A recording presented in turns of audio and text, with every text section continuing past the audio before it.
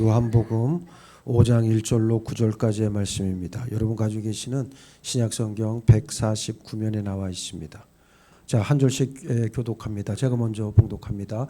그 후에 유대인의 명절이 되어 예수께서 예루살렘에 올라가시니라.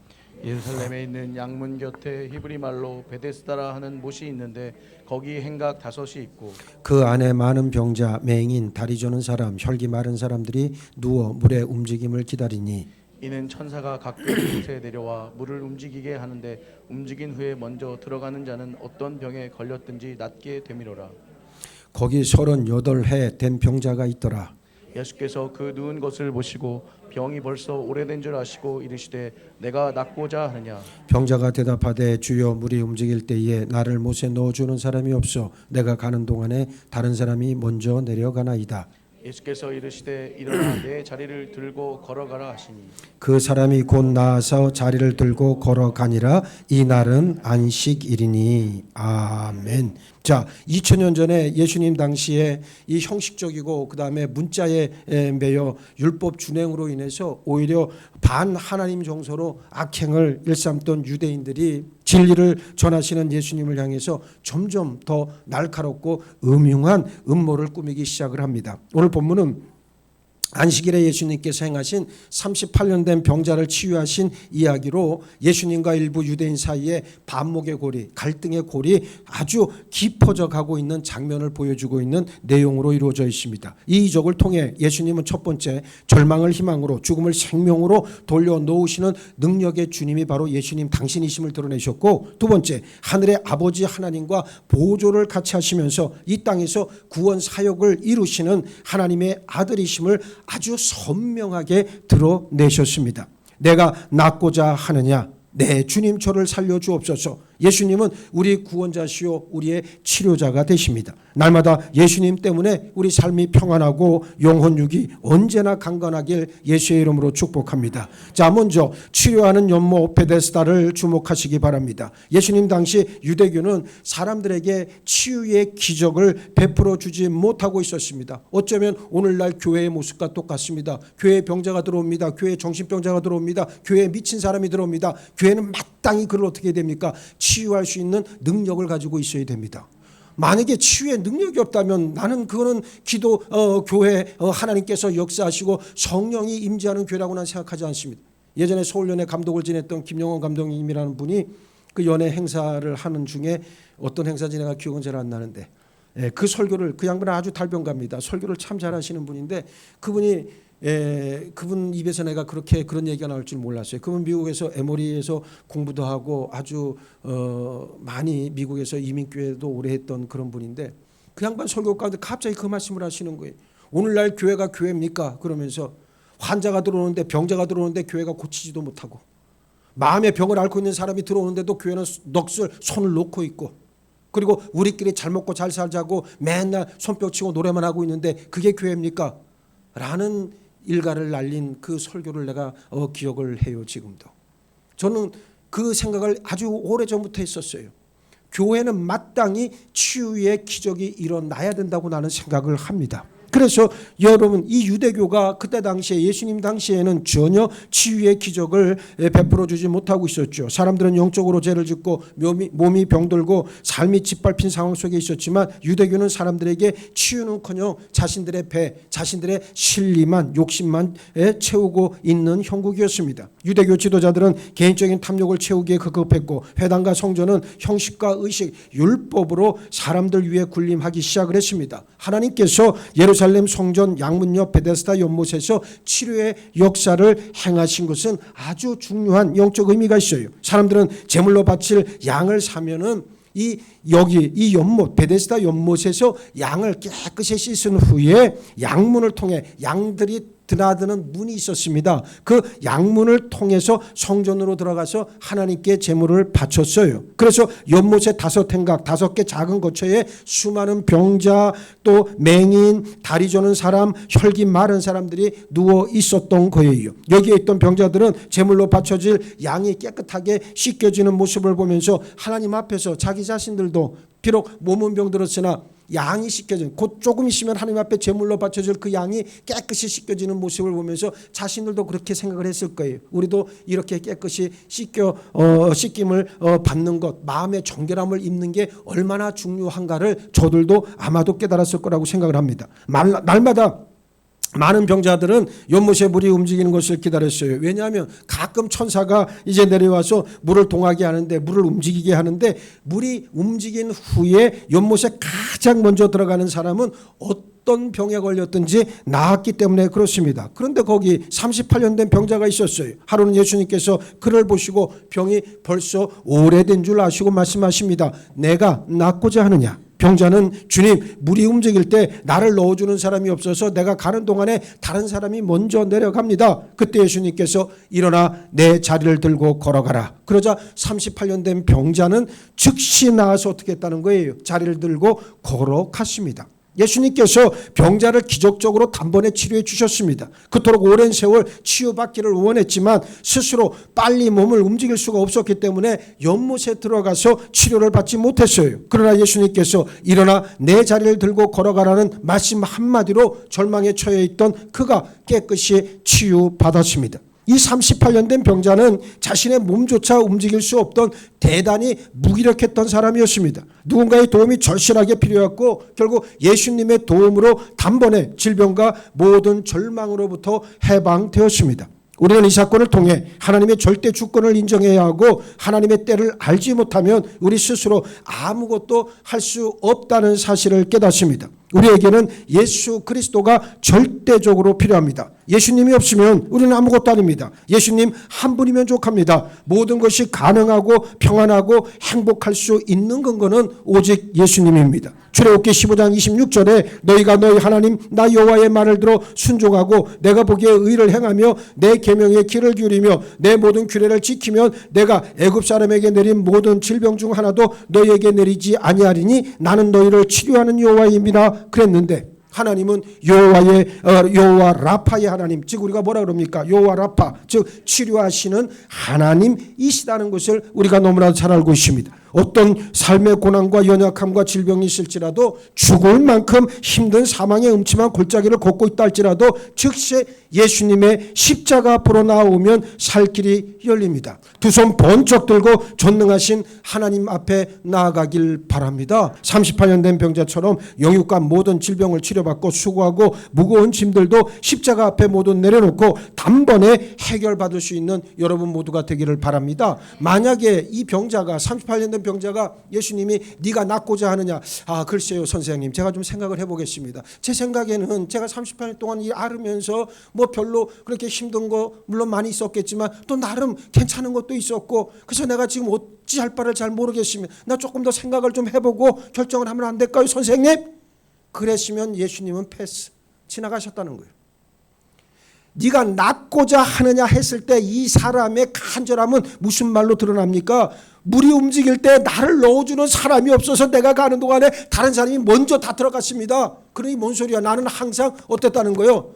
사람들의 발에 치셨다는 거예요. 그게 속상했던 거고 그게 간절했던 거고 제발 제일 먼저 물에 좀 들어가고 싶은데 그럴 사람이 한 명도 없었다는 거지. 그러니까 예수님이 그 말씀을 들으시고 뭐라 그럽니까? 예, 괜찮다. 일어나서 네 자리를 들고 걸어가라. 예? 이미 치유가 되신 거예요. 치유가 된 거예요. 오늘 여러분들에게도 그와 같은 간절함, 애절함이 있어야 된다는 거예요. 간절함과 애절함이 없는 사람은 어디를 내놔도 아무짝에도 쓸모가 없어요. 여러분 삶이 소중합니다. 여러분 존재가 정말로 소중한 존재들이잖아요. 그러면 여러분들 스스로가 여러분의 삶에 대해서 여러분의 존재에 대해서 애절함과 간절함을 가져야 돼. 에이 되는 대로 살지 뭐 적당히 남 눈치 보고 남 하는 것만큼 하다가 그렇게 살다 가지. 그럼 그렇게 살다 가세요. 그런 사람은 하나님의 사람은 아니에요. 세상의 사람은 될 수 있어요. 하나님의 사람은 애절함과 간절함만 가지고 있어도 이미 50%는 먹고 들어갑니다.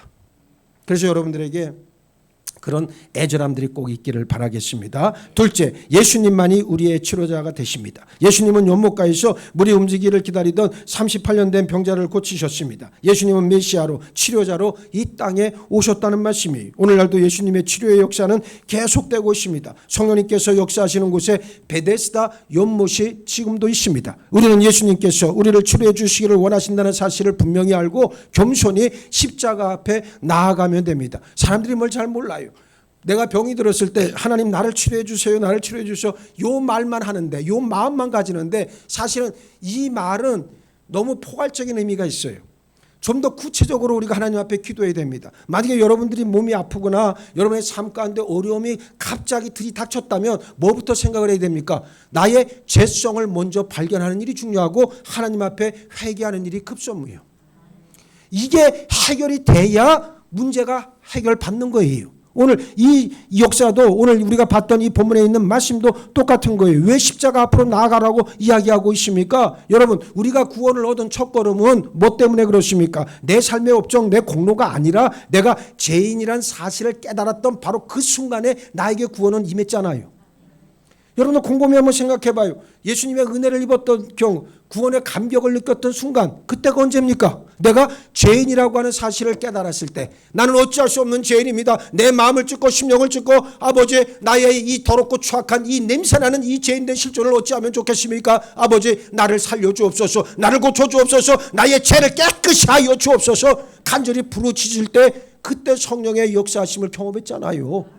예수님만이 우리를 구원하실 수 있습니다. 사람들은 생각하기에 금욕과 경건 같은 이런 행위들을 통해서 구원에 이른다 생각을 하지만 행위의 종교 또는 종교적 행위로는 하나님께 절대로 나아갈 수 없습니다. 내가 죄인이라는 사실은 우리 행위가 악하기 때문이 아니라 본질적으로 우리 존재가 악하기 때문이고, 이것은 처음 사람 아담으로부터 유전되어 온 아주 질기디 질긴 죄성의 끈 때문 아니겠습니까? 존재의 문제지 행위의 문제가 아니라는 말입니다. 그러므로 모든 인간은 반드시 하나님께로 나와야 살 수 있고 죄의 문제를 해결받아야 하나님을 만날 수 있습니다. 예수님은 요한복음 14장 6절에서 내가 곧 길이요 진리요 생명이니 나로 말미암지 않고는 아버지께로 올 자가 없느니라 말씀했고, 수고하고 무거운 짐진 자들아 다 내게로 오라 내가 너희를 쉬게 하리라 말씀하셨습니다. 성경은 구원의 행위가 아니라 구원자이신 예수님을 믿음으로 구원을 얻는다 분명하게 우리에게 선언하고 있습니다. 구원은 은혜로 주신 하나님의 선물이에요. 예수님은 우리 영원한 구원자이시오 영원한 치료자 되십니다. 그러므로 누구든지 구원자이신 예수님께 나와 회개하고 죄의 문제를 해결받고 용서받아야 합니다. 다른 길은 없어요. 이제 아시겠죠? 다른 길이 있다? 없습니다. 우리는 세상에 사는 동안 언제나 치료자이신 예수님께 나와 영육과 모든 질병과 삶의 문제를 확실하게 해결받을 수 있음을 간절히 사모해야 합니다. 셋째, 우리를 찾아오시는 예수님을 만나야 합니다. 우리에게도 베데스다 연못이 있어요. 연못은 다름 아닌 우리의 심령입니다. 베데스다 연못이 하나님이 함께하는 곳이었듯이 우리는 항상 마음을 어떻게 해야 됩니까? 심령을 청결하게 하고 약속의 말씀이 내 심령 안에서 동하도록 근신하고 깨어 기도해야 합니다. 하나님이 우리에게 하시는 말씀에 귀를 기울여야 합니다. 마음의 준비 없이 하나님의 기적과 치료를 경험할 수는 없습니다. 하나님은 지금도 살아계셔서 우리와 함께 하시고 구원자이신 예수님은 지금도 우리를 치료해 주고 계십니다. 연속곡을 볼 때 마음에 기갈이 나는 것은 가장 중요한 시점에 어떻게 합니까? 연속곡 보다가 제일 화가 나는 게 뭐예요? 막 몰입해서 보고 있는데 가장 중요한 시점에 딱 끊어지면서 다음 이 시간에 이럴 때 정말 화가 나죠. 일주일을 또 어떻게 참으라고. 연속극이도 그런데 말이에요. 그건 세상의 방법입니다. 세상의 흐름은 그렇습니다. 그런데 하나님의 은혜와 복은요 계속되는 줄 믿으시기 바랍니다. 사모하는 자에게, 간절히 구하는 자에게 하나님의 은혜와 복은 지속됩니다. 하나님의 사랑, 하나님의 선하신 뜻과 섭리, 그리고 우리를 향한 하나님의 은혜와 복은 끊없이 이어진 줄과 같고 그 속을 알 수 없는 강물과 같고 끝없이 돌아가는 바퀴와 같고 영원한 별빛과 똑같습니다. 그리스도인의 삶이 즐거운 것은 날이 갈수록 새로운 하나님의 은혜를 경험하기 때문에 그렇습니다. 그 은혜는 앞으로도 계속됩니다. 지금 힘들고 아프다고 낙심하지 마세요. 그 어려움은 여기서 끝나고 내일은 영광만이 남을 줄 믿습니다. 왜냐하면 우리 예수님은 고난과 어려움을 통해 우리로 하여금 하늘의 광채를 받아 누릴 수 있는 존재로 날마다 새롭게 인도하시기 때문입니다. 예수님이 그 길을 걸어가셨어요. 예수님이 십자가 고난을 거쳐 부활의 영광을 우리에게 보여주셨기 때문에 우리에게도 그와 같은 삶이 있다는 것을 꼭 기억하시기를 바라겠습니다. 그렇습니다. 하나님의 은혜와 사랑 그리고 복은 영원히 계속된다는 사실을 인정하시고 하나님의 말씀 가운데 볼지어다 내가 세상 끝날까지 너희와 항상 함께 있으리라 약속하셨고요. 나는 너희의 하나님이 되려고 너희를 애굽 땅에서 인도하여 낸 여호와라 말씀했습니다. 이보다 더 좋은 말씀이 어디 있습니까? 나는 너희의 하나님이 되기 위해서 너희를 애굽 땅에서 인도해냈다는 거요. 예? 오늘 여러분들 위에 계시는 아버지 하나님이 여러분의 아버지가 되기 위해서 여러분을 자녀로 부르신 거예요. 이보다 더 좋은 게 어디 있어요? 그래서 하박국이 그랬잖아요. 나는 구원의 하나님으로 인해 즐거워하고 기뻐한다. 이것이 오늘 우리의 고백이 되어야 되겠다는 말씀입니다. 우리를 향해 지금도 찾아오시는 예수님을 만나기만 하면 모든 문제는 해결받고 더 강성한 믿음의 소유자로 세워질 수 있습니다. 중요한 것은 예수님을 만나는 일입니다. 예수님은 누구라도 외면하지 않으시고 직접 찾아오셔서 위로하시고 소망으로 채워주십니다. 우리 모두에게 일평생 하나님의 크고 위대한 사랑과 은혜 그리고 복이 차고 넘치기를 예수의 이름으로 축복합니다. 말씀을 맺습니다. 우리는 늘 근신하며 깨어 하나님께 기도해야 됩니다. 지금도 예수님은 우리에게 말씀하고 계세요. 네가 낫고자 하느냐. 그때에 내 예수님 우리를 살려주옵소서. 나를 치료하여 주옵소서. 예수님 없이 우리는 하루도 살 수 없습니다. 어두워져가고 비틀거리고 흔들리는 세상에서 그 누구도 우리를 책임질 수 없습니다. 그러나 오직 한 분 예수님만이 우리를 영원히 사랑하시고 우리 인생을 끝까지 책임질 수 있는 분임을 고백합니다. 예수님 사랑합니다. 그리고 감사합니다. 이 고백이 우리의 기도의 핵심이 되어야 되는 거예요. 뭐 달라 하나님의 능력을 부어달라 하나님의 지혜를 부어달라 이상한 기도하지 말고 이걸 기도해야지. 이걸 나를 고쳐달라고, 나를 새롭게 해달라고, 병든 나를 고쳐달라고, 이 죄를 말끔히 씻어달라고. 왜 하나님 앞에 정직하게 고하지를 못하느냐 그 말이에요. 그러니까 눈물이 없는 시대를 우리는 살아가고 있습니다. 악어의 눈물만이 판치고 진실한 눈물 찾기가 참으로 어려운 시대를 살아가면서 정말 우리는 하나님 앞에 다시금 우리 자신을 온전히 세워야 할 줄로 믿습니다. 날마다 말씀 붙잡고 기도하는 여러분 되기를 바랍니다. 우리가 마음의 준비를 하고 하나님을 사모할 때 우리에게 레마가 뭡니까? 하나님의 말씀이잖아요. 하나님의 말씀을 들려주시고 도와주시고 우리를 치료해 주신다는 그런 말씀입니다. 우리 모두 날마다 예수님의 놀라운 기적과 생명의 역사, 치료의 손길을 체험하면서 승리할 수 있게 되기를 예수의 이름으로 축복합니다. 축복합니다. 축복합니다.